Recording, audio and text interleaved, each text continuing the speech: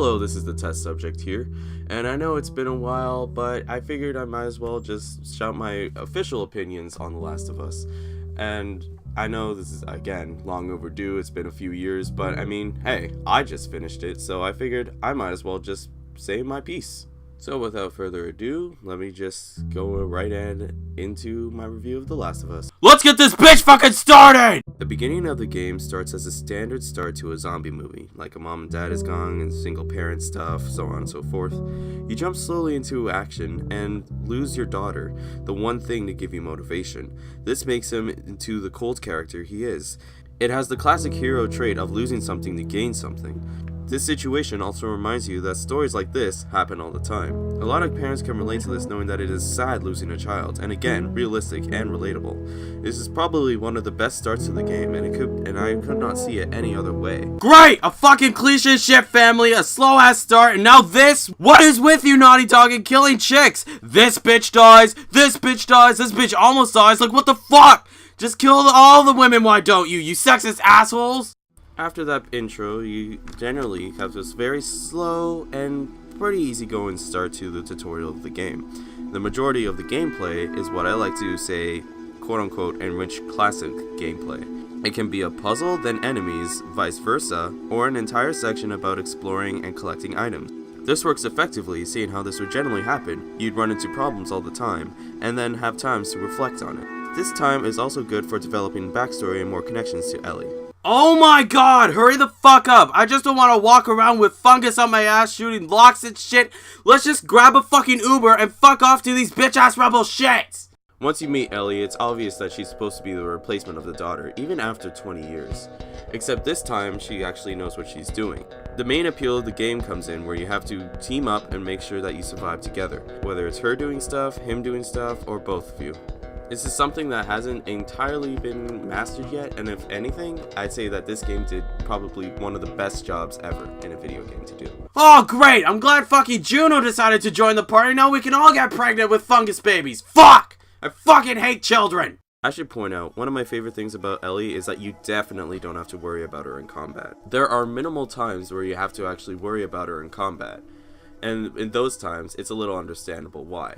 But generally, she'll be able to dodge the enemy's attacks and even attack enemies who are attacking you. This is much better than other co-op games that I can point out, but that being said, it's still probably one of the best co-op games I've ever played. Fuck me! Stop killing all the enemies! I'm the one who has to kill them, you're the bitch! Sit the fuck down! And god damn it, her AI is just such shit! It doesn't respond very well. Like, look, she's probably just spinning in circles. Her hair goes around. Like, god damn it, perfect your fucking game before you put it out. And now, crafting is officially introduced into the gameplay. I find that it is a great addition to the game. Honestly, it could have done without it, and it still would have been fine. But that is because I find that so many games are getting into crafting since Minecraft was such a huge hit. However, it still adds to the game by adding that realistic effect for scrounging for supplies everywhere, hoping to find what you need for that one thing that you need to survive. It does make the game into a wall hugger thing, and you're constantly looking everywhere for it. It kind of detracts a bit from the time, but considering how much you can miss if you don't, it does not seem all that bad. Now how the fuck is this? Now I have to search for random shit so I can make a shitty discount hex bag or some shit? Stop trying to be Minecraft, you post-apocalyptic simulator!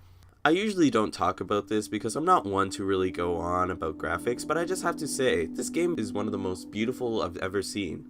Obviously, in this day and age where it's pretty standard to have high definition graphics, it's super realistic and it really sets into the tone of the fact that you're in a real world.